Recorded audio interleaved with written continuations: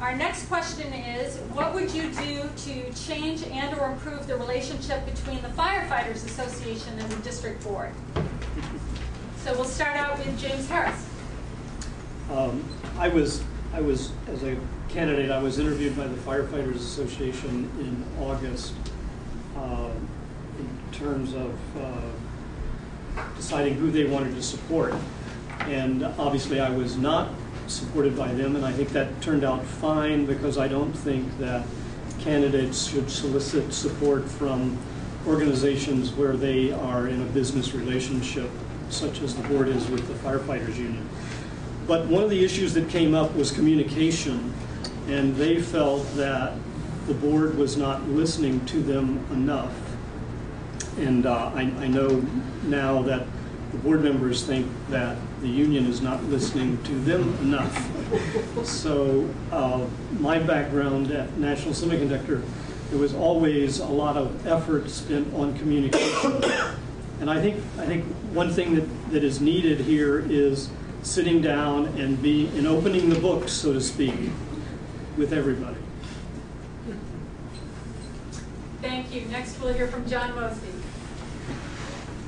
Well, as an instructor in communications, I agree. I think communications need to be opened by both parties and remain open so that the board knows what the firefighters are asking for, and the firefighters know what the board can give them, what both sides' situation is. And I am totally open to, I'm a firm believer in an open door policy, and it works both ways. The door swings both ways. Thank you. Robert Silano. Thank you. Well, first, we definitely need to listen to them, and I think that's probably one of their major concerns, is that they weren't listened to. Secondly, yes, I do have their endorsement, because when I was interviewed, I agreed with some of the things that they were interested in, as collective bargaining, being listened to. But I also have endorsements from other individuals. As a former director, or soon-to-be former director, I have CEOs, and I even have worker bees. I have the San Mateo County Labor Council. I have their endorsement too. So I have from CEOs of major companies to our Firefighters Association, and then I also have the San Mateo County Labor Council, which are the worker bees, which are the carpenters, plumbers, electricians, carpet layers, and they're voters too, and they live in our district. Thank you. Next, Stephen Nachtsheim. Well, I think the first thing that has to be done is to get an MOU in place, because that's really the elephant in the room right now in terms of communication. Having said that, it's interesting for a board to communicate, because the board essentially has a job of helping to set policy and managing the chief, and therefore balancing the communications between what a board should be doing and what the chief should be doing is fairly delicate.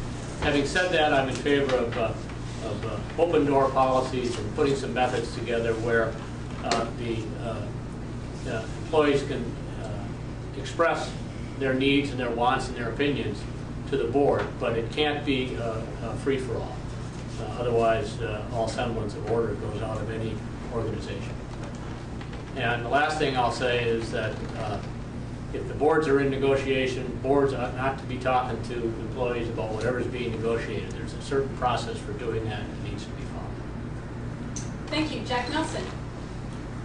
Yes, I've been endorsed by the local 2,400 firefighters, and like Rob and like John, yes, I've been endorsed by the San Mateo General Labor Council. And going through these interviews, the common thread that keeps coming up is communication. In this case, it's lack of communication. One of the questions is, if we choose you for endorsement, are you and will you listen?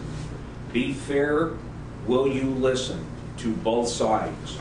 Give a fair assessment. Communication is issue. The contract may be resolved with the sitting board, or it may not. It may be handed off to the new board. We don't know that. That's a $64 question. But as long as whomever gets elected gives fair time to listen to both sides, open communication, open door policy, I think this will be a good start. Thank you. Rexford Ianson. Okay. As far as communications goes, to my knowledge, our administration and our fire chief has always said he had an open door policy. One of the things I think is a little bit of misunderstanding, and here we are, it's a miscommunication, is that during labor negotiations, there are people on the fire district board that will only talk to the labor union or the bargaining groups. We did not want to talk about negotiations. That has to do with some laws that say you can't negotiate outside of that. As part of that, there have been board members that have sat down with the bargaining group and talked to him during labor negotiations, but just not about whatever was being negotiated. So I think that that's, if you want to communicate, the door is there. I've never heard anybody that's been one of our board of directors said, we wouldn't talk to you. Just what do you want to talk about? If you want to talk about labor negotiations, the answer is no. Thank you.